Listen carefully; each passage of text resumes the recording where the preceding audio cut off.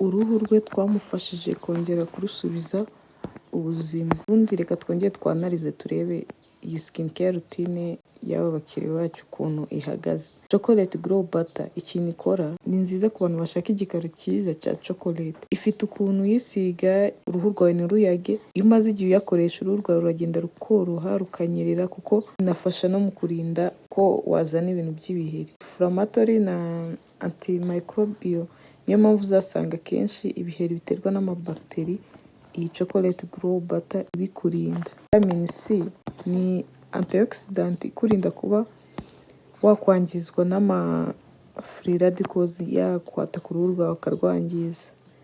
Iyo igukunze uruhu rwawe ruragenda rugasa neza rugacya kandi ikagenda ikuraho inkovu gake gake. Noneho kwikoreshanya na sunscreen bikurinda izuba ku kigero cyo hejuru cyane.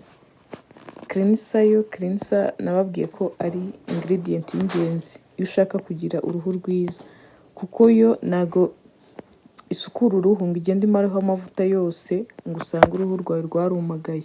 Ikindi ziba zifite na pH ijyanye n'uruhu rwacu bigatuma izindi product ukoresha mu maso zikora neza akazi kazo.